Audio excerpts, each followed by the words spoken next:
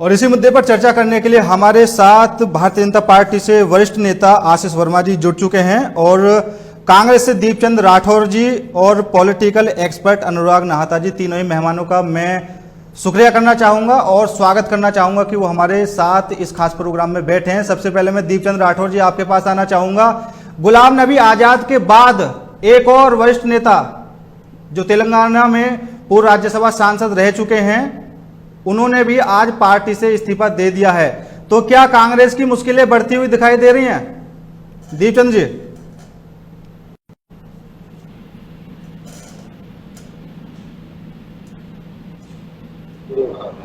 अभी आपने मुझे बताया कि एमए खान ने भी इस्तीफा दे दिया है। देखो, पार्टी ने हमेशा सबका भला किया। अब समय आ गया कि जब पार्टी का तरफ झुकाने का जब समय आया तो इन लोगों ने पार्टी को छोड़ने का फैसला किया। मैं आपको बताना चाहूंगा कि आजाद, गुलाम नबी आजाद जिन्होंने कांग्रेस पार्टी के नेता आजाद साहब को बड़ा नेता बनाया, कांग्रेस पार्टी ने उनको मौका दिया और किसी भी नेता को बड़ा बनने में संगठन का बहुत बड़ा योगदान होता है। कांग्रेस पार्टी 100 साल पुरानी पार्टी है। 2014 से लेकर 2021 तक देखकर तो लगभग ईमानदारी से कहूंगी 50% नेताओं ने कांग्रेस पार्टी छोड़कर उसमें 40% लोग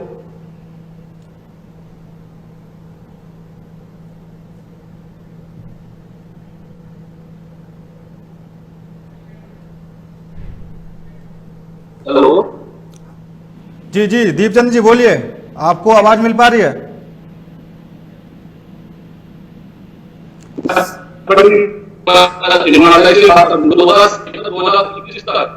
लगभग 50% नेताओं ने कांग्रेस पार्टी छोड़ी और उसमें 40% लोग भारतीय जनता पार्टी ज्वाइन की।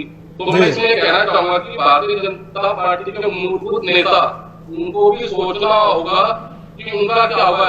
फिर भी कांग्रेस पार्टी कभी किसी से खत्म होने वाली पार्टी नहीं है। कांग्रेस पार्टी निश्चित तौर से इस देश का भविष्य है। देश के लोगों के साथ लेकर चलने का काम कांग्रेस पार्टी ने किया है। जी, शायद दीपचंद राठौर जी तक हमारी आवाज नहीं पहुंच पा रही है। मैं आशीष वर्मा जी आपकी तरफ रुख करना चाहूंगा। गुलाम नबी आजाद और एमए खान कांग्रेस के वरिष्ठ नेताओं में से एक माने जाते हैं और जब जब कांग्रेस कमजोर हुई तब तक उन्होंने अपनी नसीहत कांग्रेस को देनी चाहिए, लेकिन उसके बावजूद भी उनकी अनबन कांग्रेस से चलती रही और जो आने विधानसभा चुनाव गए हैं उनमें भी वो फील्ड में नहीं दिखाई दिए। हालांकि प्रियंका गांधी ने काफ़ी ज़्यादा मेहनत की। तो क्या अब गुलाम नबी आज़ाद जी ने पार्टी छोड़ी है तो ऐसी संभावना जताई जा सकती है कि वो बीजेपी में आना चाहें? ये ऐसी कोई संभावना अभी तक तो संज्ञान में नहीं है और ये होना भी नहीं चाहिए, क्योंकि अभी तक तो उन्होंने कांग्रेस की नीतियों पर ही काम किया है जी। भारतीय जनता पार्टी राष्ट्र हित की बात करती है, राष्ट्र हित के लिए कार्य करती है। माननीय मोदी जी और योगी जी के नेतृत्व में राष्ट्र को सुदृढ़ करने का काम हो रहा है। तो भारतीय जनता पार्टी में कोई भी व्यक्ति रहेगा, कोई भी नेता रहेगा तो उसको राष्ट्र के लिए समर्पित होकर काम करना पड़ेगा जी। मैं समझता हूं कि अभी उनकी वो विचारधारा है नहीं, इसीलिए वो अपनी पार्टी बना रहे हैं। वो जानते हैं कि भारतीय जनता पार्टी की विचारधारा पर वो काम कर नहीं पाएंगे, क्योंकि भारतीय जनता पार्टी राष्ट्र को मजबूत करने के लिए लगातार काम कर रही है और लगातार करती रहेगी। और ये भारतीय जनता पार्टी का विरोध करते हैं, ये राष्ट्र विरोध करते हैं, राष्ट्र हित में होने वाले कार्यों का भी विरोध करते हैं। तो ये भारतीय जनता पार्टी के साथ मुझे नहीं लगता ये कभी खड़े हो सकते हैं। उधर सोनिया गांधी ने भी बोला है कि आजाद जो दूसरी पार्टी बना रहे हैं भारतीय जनता पार्टी की बी पार्टी है। आशीष जी, भारतीय जनता पार्टी की बी पार्टी तो मैं समझता हूं कि राहुल गांधी भी हैं। सोनिया गांधी को ये भी समझना चाहिए कि जहां जहां राहुल गांधी ने कभी भी रैलियां की हैं तो वहां तो हमको फायदा मिला ही है, भारतीय जनता पार्टी को उसका पूरा बेनिफिट मिला है। तो राहुल गांधी भी हमारी बी पार्टी है। तो जो भाजपा को हरा नहीं पाता है वो ऐसे अनर्गल आरोप लगाता है, तो वो अपना वो जाने, गुलाम नबी आजाद जी जाने, उनकी पार्टी जाने और कांग्रेस जाने, इनका आपसी मामला है। हम लोगों को उससे कोई लेना देना है नहीं। हम तो अपना राष्ट्र हित पे काम कर रहे हैं पार्टी बहुत अच्छे निर्णय ले रही है। धारा 370 जम्मू कश्मीर में हटा दी गई है। वहां पर जो आतंकवादी गतिविधियां थी वो बिल्कुल बंद हो गई हैं। भारत में आतंकवादी घुसने की हिम्मत नहीं करते हैं। ये नया भारत है और इस नए भारत को उनको स्वीकार करना पड़ेगा। ऐसे ही कांग्रेस, नहीं तो कांग्रेस खत्म होती रहेगी। एक समय आएगा कि कांग्रेस के पास एक भी सीट नहीं होगी। अटल जी ने जो कहा था वो होगा। बिल्कुल। मैं अनुराग नाहता जी आपके पास आना चाहूंगा। जिस तरह आज एमए खान ने भी इस्तीफा दे दिया है और उधर सीडब्ल्यूसी की बैठक भी है, तो बैठक में यह अनुमान लगाया जा रहा है कि आज भी सिर्फ यह तारीख का ऐलान किया जाएगा कि आखिर कांग्रेस का जो अध्यक्ष पद खाली है उसका चुनाव कब होगा। तो अभी आपको यह नहीं लगता कि वो अभी भी इसमें खींचतान चल रही है? जो काम आपको इनको जल्दी करना चाहिए था उसमें ये अभी खींचने से लगे हुए हैं। अनुराग जी। बिल्कुल जी बिल्कुल जी। देखिए कि ये 2019 में जब कांग्रेस चुनाव हारी थी तब राहुल गांधी जी ने एक अपने जो अध्यक्ष पद से इस्तीफा दिया था। तब से ये अध्यक्ष पद खाली पड़ा हुआ है और ये लगभग 3 साल से भी ऊपर का समय हो गया कि ये अध्यक्ष पद को भर नहीं पाए। अब बीच में ये सोनिया गांधी जी को इंटरिम प्रेसिडेंट इन्होंने बनाया, लेकिन उनका भी स्वास्थ्य ठीक नहीं है। तो ये जब भी आप देखो कि ये हमेशा ये चलता रहता है, चुनाव की प्रक्रिया चलती रहती है। और एक तरीके से अगर चुनाव होता भी है, अगर अध्यक्ष पद का चुनाव होता भी है, तो ये जो भी नया अध्यक्ष बनेगा, अगर गैर गांधी भी हुआ तो ये गांधियों की कठपुतली को ही बनाया जाएगा। जैसे रिमोट कंट्रोल से गांधी ही पार्टी को चलाएंगे। जैसे कि हमने देखा था कि यूपीए की सरकार के समय प्रधानमंत्री तो मनमोहन सिंह जी थे, लेकिन रिमोट कंट्रोल से सरकार सोनिया गांधी चला रही थी। उसी प्रकार से ही पार्टी को भी चलाया जाएगा। तो इसमें ऐसा नहीं है कि अध्यक्ष अगर चुन दिया जाएगा तो बहुत बड़ी फेरबदल हो जाएगी पार्टी में और बहुत बड़ा इसका कोई प्रभाव पड़ेगा। ऐसी कोई बात नहीं है, पार्टी ऐसे ही चलेगी। ये दिखाता है कि कांग्रेस पार्टी एक तरीके से निर्णय लेने में कितनी असक्षम है कि एक अध्यक्ष पद के चुनाव की तारीख निकालने तक में उन्होंने तीन साल लगा दिए। अब अध्यक्ष पद चुनने में और कितना समय लगाएंगे पता नहीं। 2024 में किसी अध्यक्ष के साथ भी करेंगे या नहीं, ये इसकी भी इस बात की कोई गारंटी नहीं। चलिए दीपचंद्र जी, आखिर कब अध्यक्ष पद का चुनाव हो जाएगा या सीधा चयन करेंगे? जैसे अभी गहलोत जी का नाम निकलकर सामने आया था, तो ये फैसला करने के लिए तो कार्यकर्ताओं से बोला गया था। सोनिया गांधी जी ने कहा था कि इसका अधिकार कार्यकर्ताओं को मिलेगा, वो ही करेंगे। तो अभी क्या कांग्रेस के जो आला अधिकारी हैं, जो सोनिया गांधी जी हैं, राहुल गांधी जी हैं, वो खुद ही फैसला करेंगे या कार्यकर्ताओं को मौका देंगे एक अध्यक्ष चुनने का? देखिए चौधरी साहब, पहली बात तो कांग्रेस पार्टी में जो अध्यक्ष होगा वो चुनावी प्रक्रिया के द्वारा होगा। मैं इस पर आपको बता दूं। और जो हमारे मधुसूदन मिस्त्री जी हैं, उनको चुनाव प्रक्रिया शुरू करने के निर्देश भी दे दिए कि भारतीय जनता पार्टी नहीं है जिसको आरएसएस चलाता हो, कि आरएसएस की तरह किसी को भी निपटा जाता है। ऐसे नहीं होता। कांग्रेस पार्टी में सीडब्ल्यूसी बैठक होती है, चुनाव प्रक्रिया होती है, उसके द्वारा अध्यक्ष चुना जाता है।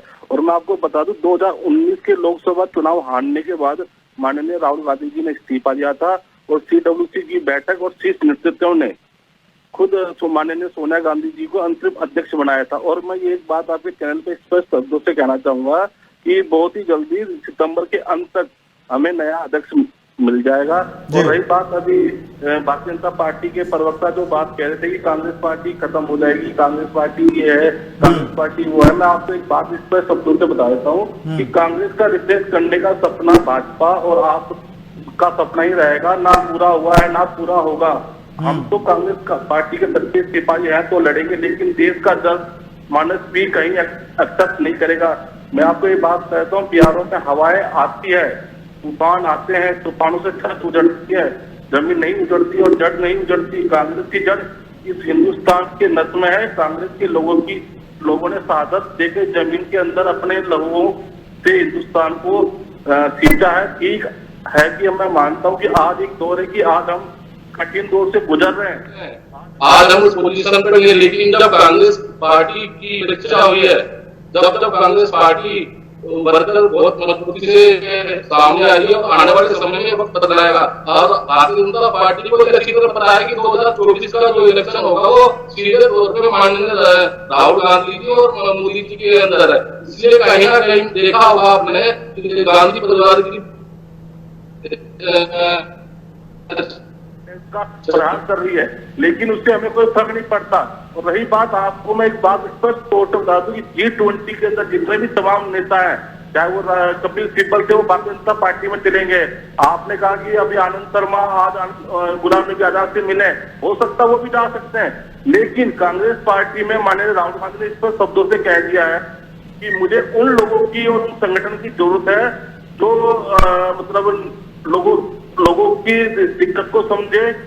और नहीं सर, ठीक है। अभी आपने कहा कपिल सिब्बल भारतीय जनता पार्टी में चले गए, कब गए थे बताना एक बार।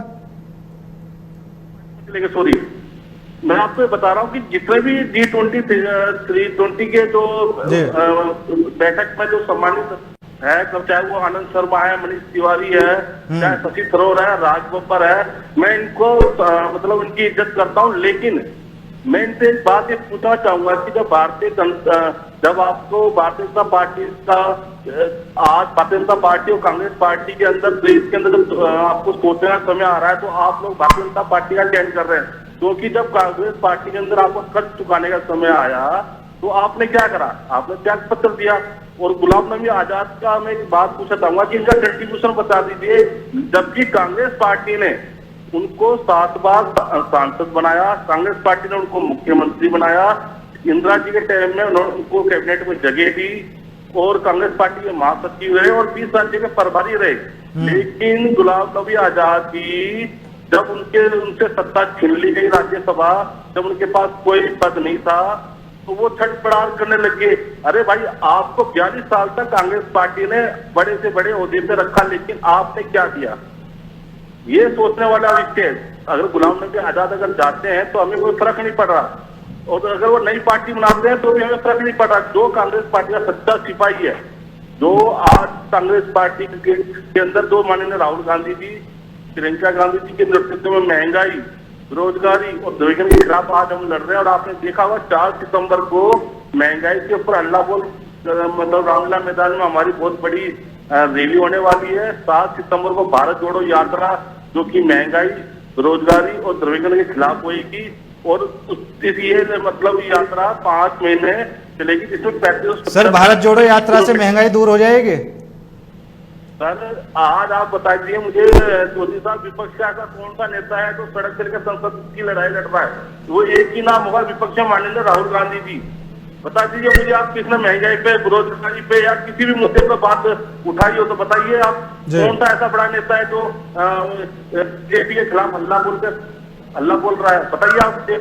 आज जितनी भी विपक्ष पार्टियां हैं वो सब अपने केंद्रीय दलों के अंदर है, लेकिन कांग्रेस पार्टी कन्याकुमारी, जम्मू कश्मीर से लेकर कन्याकुमारी तक हल्ला बोल करके बैठी हुई है भारतीय जनता पार्टी। और आपने देखा हुआ, जब से भारतीय जनता पार्टी आई है, वो अटल जी के समय की भारतीय जनता पार्टी नहीं है।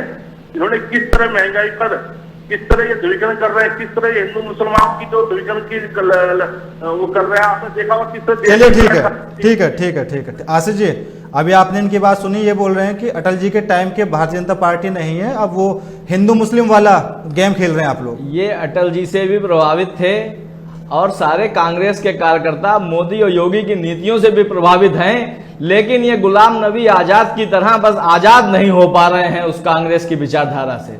जिस दिन ये राष्ट्र की सोचेंगे, उस दिन ये उस विचारधारा से आजाद हो जाएंगे, और मैं ये समझता हूं कि ये बहुत ही जल्द होगा।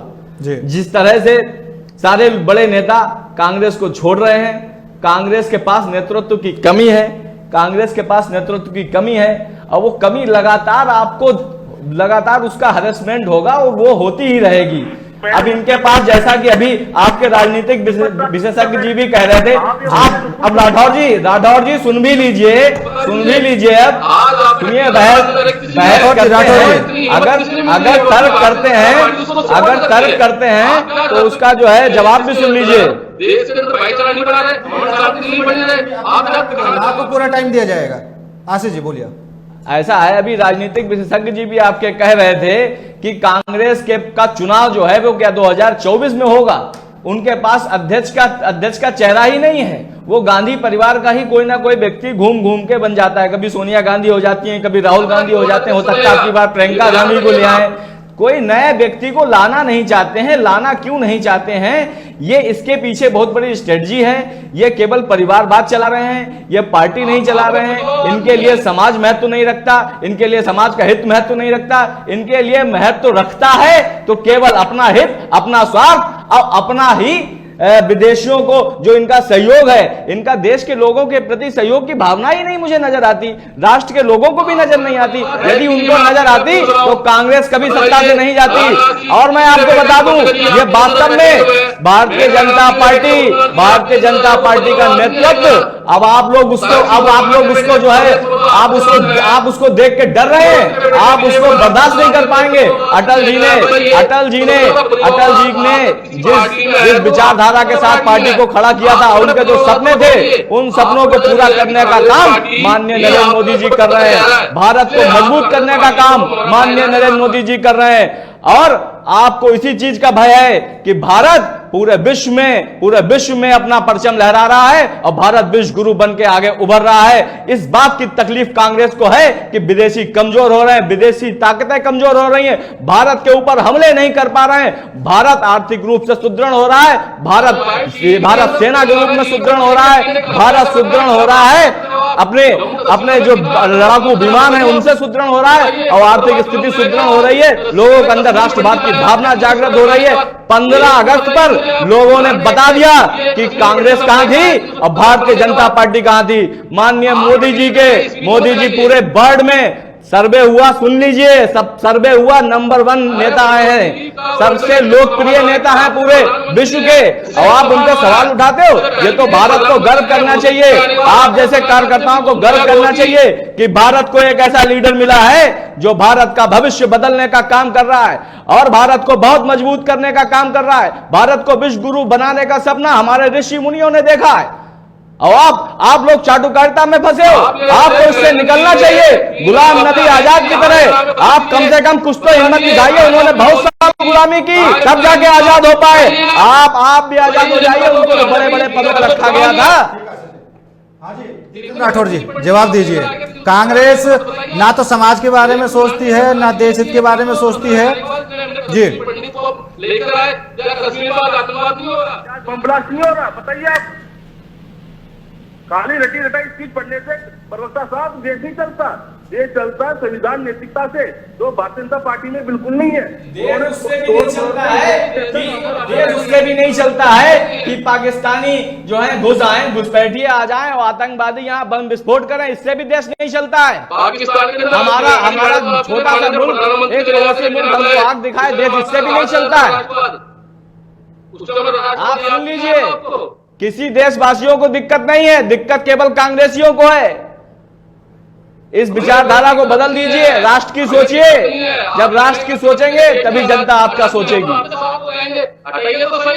2014 से पहले आपकी स्मृति ईरानी आई थी, सड़कों पर रहती थी। कहाँ है वो आज स्मृति ईरानी आपकी? आज गैस का सिलेंडर 1100 रुपये हो गया है। उस समय 450 रुपये आपको वो भी महंगा लग रहा था। पेट्रोल 100 के पार हो गया है। आज वो आपको महंगा नहीं लग रहा है। हर आपने दाल चीनी दूध सब पे जीएसटी लगा दी 5%, उससे आप नहीं बोलेंगे। राठौर जी शायद आपकी आवाज क्लियर नहीं सुनाई दे रही है।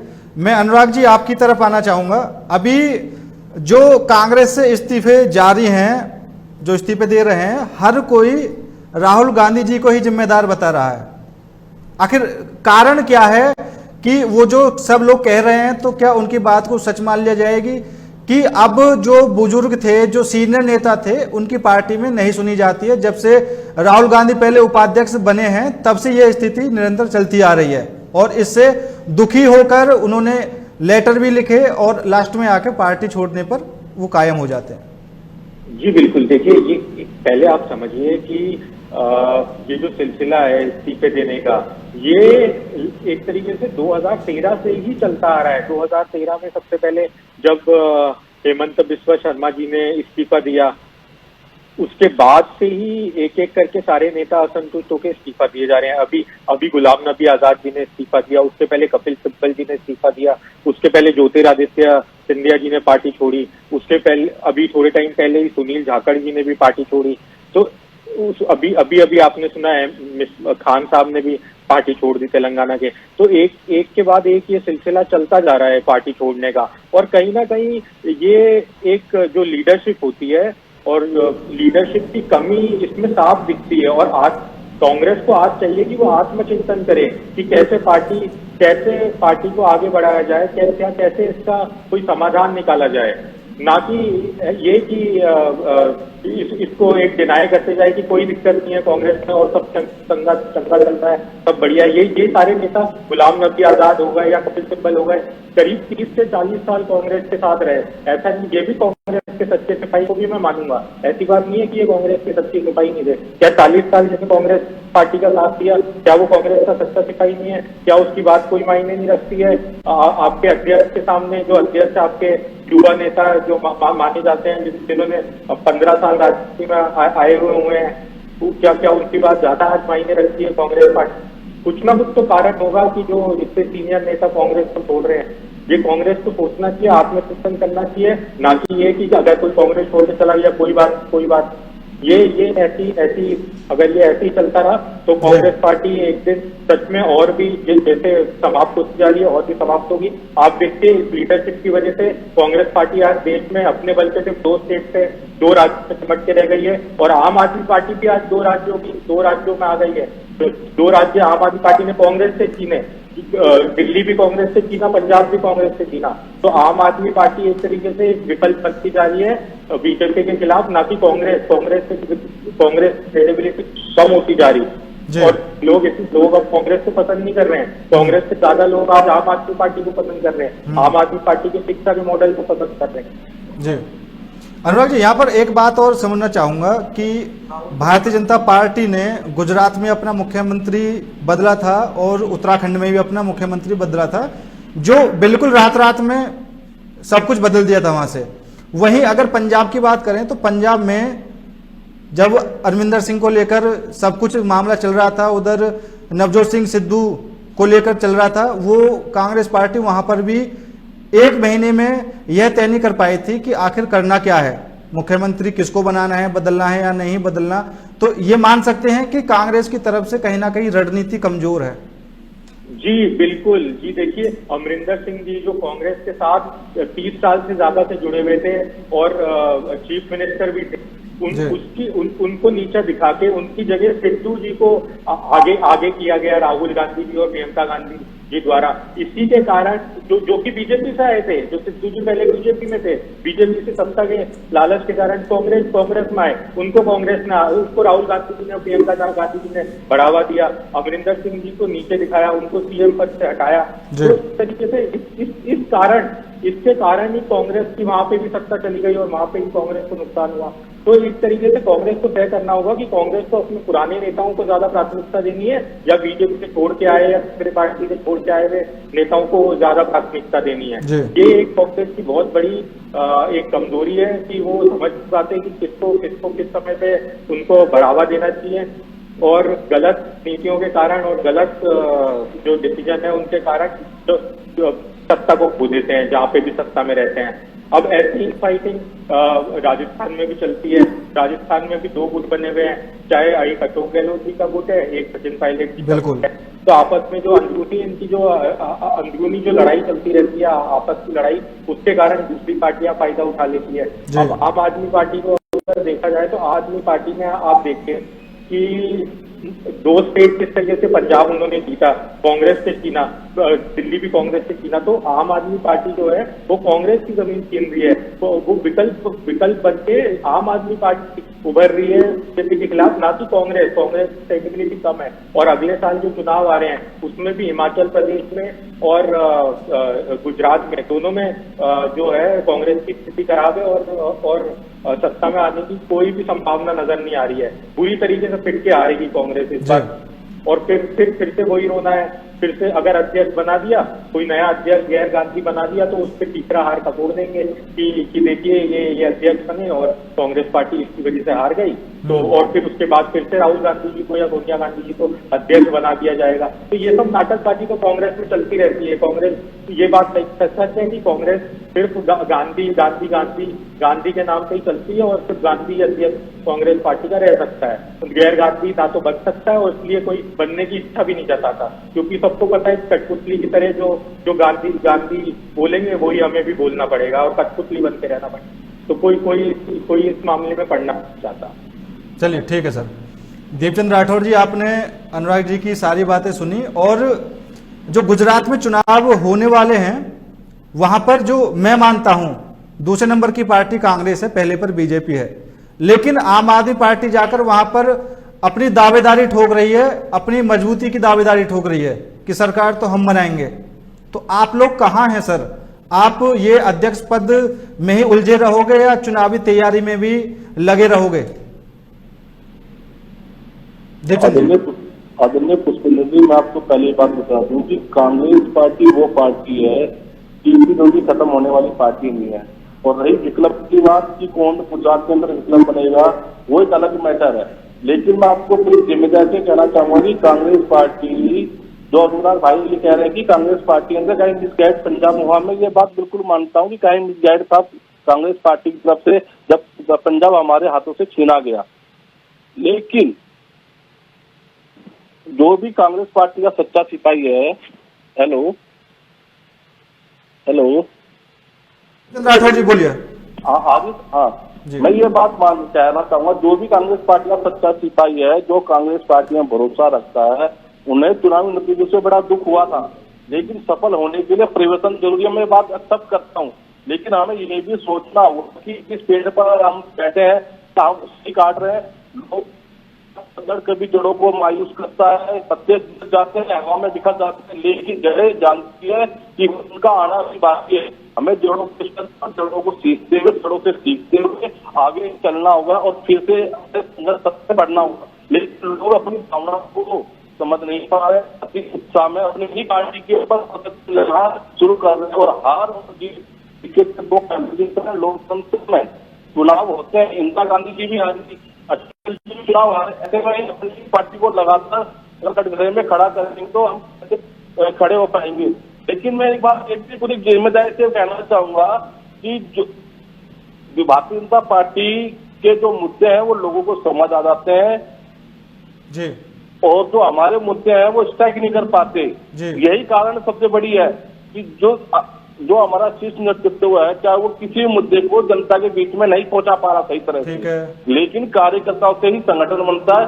अगर आप जो हमारे बड़े बड़े नेता जा रहे हैं, अगर आप प्रबंधन पे सवाल उठाएंगे या संगठन पर सवाल उठाएंगे तो कहीं ना कहीं आप पर भी प्रश्न उठता है, ये भी ध्यान रखना होगा। लेकिन कांग्रेस पार्टी, मैं आपको कुछ जिम्मेदारी की बात बताना चाहूंगा चौधरी साहब, कांग्रेस पार्टी अब की बात 2024 तक तो माननीय राहुल गांधी जी के नेतृत्व में महंगाई, रोजगारी, धनकर के खिलाफ में 4 सितंबर को तो हम रैली करने जा रहे हैं। आपने देखा होगा 7 सितंबर को भाग जोड़ यात्रा कर रहे हैं हम। ये कहीं ना कहीं भारतीय जनता और जो आज के समय में जो कांग्रेस पार्टी के खिलाफ में थे जब अन्ना आंदोलन में, आज वही संस्था आपने देखी कम से कम 150 संस्था वो कांग्रेस पार्टी से जुड़ी है। तो कहीं ना कहीं हमें इस चीज का फायदा जरूर होगा, ये भी हमें समझना होगा। जो हमारे से टूटे थे आज वो कहीं ना कहीं हमारे से फिर से जुड़ रहे हैं। उन्होंने देखा है कि 2014 के बाद जिस तरह भारतीय जनता पार्टी लोगों को मूर्ख बना रही है, लोगों को झूठे जुमले वादे दिखा रही है और कुछ नहीं हुआ। आज लोग कहीं ना कहीं अपने आप को ठगा महसूस कर रहे हैं और आने वाला वक्त लोग भी चाहते हैं कांग्रेस पार्टी दोबारा वापस सत्ता में आए और जो ये महंगाई, बेरोजगारी, रोजगार है, इन पर कहीं ना कहीं अंकुश लगाया जाए। ठीक है। मैं आसिफ जी से आपका ये सवाल जरूर लूंगा, लेकिन मैं आपसे ये पूछना चाहता हूं कि उत्तर प्रदेश में विधानसभा के अंदर प्रियंका गांधी ने सबसे ज्यादा रैलियां की थी, 209 रैलियां, और उनके जो कार्यकर्ता थे वो भी काफी ज्यादा देखने को मिले, उनकी रैलियां में भीड़ भी काफी इकट्ठा हुई। तो ऐसी क्या वजह रही कि एक सीट पर ही सिमट गए? आदरणीय चौधरी साहब, उत्तर प्रदेश में हम 3 दशकों से बाहर थे। नहीं सर, वो मैं मानता हूं कि आप वहां से बाहर थे, लेकिन आपके कार्यकर्ता तो एक्टिव थे, रैलियां में तो भीड़ देखने को मिली, तो क्या वो सब झूठी थी? प्रियंका गांधी जी के नेतृत्व के अंदर हम लोगों के घरों तक पहुंचे, गली गली हमारे कांग्रेस पार्टी कार्यकर्ता गए। और आज कहीं ना कहीं हमने उत्तर प्रदेश का इलेक्शन जरूर हारा है, लेकिन कहीं ना कहीं हमारा संगठन मजबूत हुआ है। हमें ये भी समझना होगा आपको। सर बिल्कुल समझता हूं, उत्तर प्रदेश में आपका संगठन मजबूत हुआ है और पहले भी सरकार नहीं थी, लेकिन पंजाब में आपकी सरकार थी, वहां से तो आपकी सरकार चली गई, तो वह क्या आपका जो मजबूत होने की दावेदारी थी वो खत्म हो गई? नहीं, मैंने कहा ना, अनुराग जी ने जो बात की मैं किसको मानता हूँ। इस तरह उत्तराखंड के अंदर जो हरीश रावत थे उनको प्रभारी बना रखा था पंजाब का, वो हरीश रावत जी वहां पर जो अपने पकड़ नहीं कर रहा है, जिसके हम उत्तराखंड भी हमारे हाथों से गया। और जिस तरह सिद्धू जी को जो भारतीय जनता पार्टी से आए थे, उनपे कांग्रेस पार्टी के शीर्ष नेतृत्व ने कहीं ना कहीं इतना भरोसा किया, जिससे कैप्टन जी हमारे टूटकर उन्होंने अलग पार्टी बनाई और भारतीय जनता पार्टी को उसका कहीं ना कहीं उनको फायदा पहुंचाया। ये चीज तो मैं खुद कह रहा हूँ, लेकिन हर पार्टी में संगठन मतलब संगठन में कहीं ना कहीं दरार होती है। पंजाब और जो उत्तराखंड है वो हमारे शीर्ष नेतृत्व के कारण कहीं ना कहीं ये दो राज्य की सरकार हमारे से छीनी गई है। ये हर कांग्रेस नेता मानता है, इसमें कोई दोहराई नहीं है। अगर मैं मानवता के खिलाफ ना बोलूं तो मैं पूरी जिम्मेदारी से कहूंगा कि हर कांग्रेस का सच्चा सिपाही कहीं ना कहीं ये मानता है कि पंजाब और उत्तराखंड हमारे शीर्ष नेतृत्व के कारण के हमारे हाथ से निकला है। जी चलिए ठीक है। आशीष जी, आपने दीपचंद राठौर की सारी बातें सुनी, जवाब दीजिए। आप खुद ही स्वीकार कर रहे हैं कि जो है हमारे शीर्ष नेतृत्व की कमी के कारण जो है वो पंजाब हमारे हाथ से निकल गया है। आपने एक बात और कही कि जो झूठी बातें फैलती हैं, झूठी बातें मैंने एनालाइज कर रहा हूं मैं कई दिन से कि कुछ सोशल मीडिया पे वीडियोस आ रहे हैं, ऐसा लग रहा है कि कोई आम आदमी अपनी परेशानी बता रहा हो, लेकिन वो एक प्री प्लान्ड प्रोपोगंडा है। वो प्रोपोगंडा 2024 के चुनाव के लिए तैयार किया जा रहा है। लोगों को उससे बड़ा सतर्क रहना पड़ेगा। लोगों को याद रखना पड़ेगा कि कोरोना काल में भारत के लोगों को परिवार का समझ के उनके लिए तत्काल वैक्सीन का इंतजाम किसके नेतृत्व में हुआ है, किस सरकार में हुआ है। उनके लिए राशन की व्यवस्था किस सरकार ने की है। उनके लिए सारी सुविधाएं मुहैया कराने का काम किसने किया है। आयुष्मान, अरे सुन लीजिए, आयुष्मान कार्ड देने का काम किसने किया है। 5 लाख तक इलाज कराने के लिए गरीब को सुविधा उपलब्ध करा दी। उनको 2.5 लाख रुपए का प्रधानमंत्री आवास की सुविधा उपलब्ध करा दी। हर स्तर पे काम हो रहा है। कांग्रेस शासित राज्यों में, दीपचंद जी इसका जवाब देना पड़ेगा आपको, कांग्रेस शासित राज्यों में पेट्रोल की कीमतें आज भी ज्यादा हैं, जबकि भारतीय जनता पार्टी के शासित राज्यों में पेट्रोल की कीमतों पर प्रदेश सरकार के द्वारा टैक्स में छूट दी गई है और लोगों को सस्ता पेट्रोल उपलब्ध कराया जा रहा है, डीजल सस्ता उपलब्ध कराया जा रहा है। जब भारतीय जनता पार्टी शासित राज्यों में जनता के हित की बात हो सकती है तो कांग्रेस शासित राज्यों में ऐसा क्यों नहीं हो पा रहा है। अब इसमें आपका शीर्ष नेतृत्व कोई दखल भी नहीं देता। वो अपने मुख्यमंत्रियों से कहता भी नहीं कि इसमें जनता का हित करिए। वो केवल इसलिए कम नहीं कर रहे हैं कि भारतीय जनता पार्टी वाले में कम है तो हम कम नहीं करेंगे। ये आप जनता के साथ दोहरा व्यवहार कर रहे हो, जनता को ठगने का काम कर रहे हो। आखिर क्या दिखाना क्या चाहते हो भारत की जनता को कि आप उनके हितैषी हो या विरोधी हो। और आप विरोधी दिखाते हो लगातार और फिर ये सोचते हो कि जनता हमारा सहयोग करे, जनता हमें चुनाव जिता दे, जनता हमारी सरकार बनवा दे। जनता पूरी तरह से आपके मंसूबों को समझ चुकी है और आपके बरगलाने में आने वाली नहीं है। और एक आप मान के चलिए कि अभी आप बहुत सालों तक सरकार और सत्ता में आने वाले नहीं हैं। राहुल गांधी जी से कहिए जहां घूम के आते हो फिर से घूम आए, क्योंकि उनको यहां संघर्ष से कोई मतलब नहीं है, यहां की समस्याओं से कोई मतलब नहीं है। मैं तो ये कहता हूं विपक्ष मजबूत ही होना चाहिए। विपक्ष मजबूत होगा तभी जनता की बात उठा सकेंगे, लेकिन जब उनको घूमने से फुर्सत हो तब तो वो विपक्ष में रह के जायज बात करें। कभी बात करते हैं तो उनका आप कभी भाषा शैली देखिए पुष्पेंद्र जी, उनकी भाषा शैली होती है कि माननीय प्रधानमंत्री जी को वो था और है और ऐसे करके मतलब गलत शब्दों का प्रयोग करते हैं। मैं समझता हूं आम आदमी भी इस तरह से प्रयोग नहीं करता, और वो संसद में बैठते हैं और संसद के सदस्य हैं, तो उनको ये इस बात का ध्यान रखना चाहिए कि हर पद की एक गरिमा होती है। यदि किसी व्यक्ति से आपका कोई ठीक से व्यवहारिकता आपको नहीं आती, उसका कोई आपको उससे कोई द्वेष है, कम से कम उस पद की तो गरिमा रखिए। माननीय प्रधानमंत्री हैं हमारे देश के, पूरा वर्ल्ड उनको जो है झुककर सलाम कर रहा है, उनके कार्यों को सलाम कर रहा है। उनसे जो हमारे दुश्मन देश हैं वो खौफ खाते हैं, और आप जो है यहां हमारे देश में बैठ के आप और आपके पार्टी के नेता उनकी छवि को धूमिल करते हैं, उनको हल्का करते हैं। शर्म आनी चाहिए।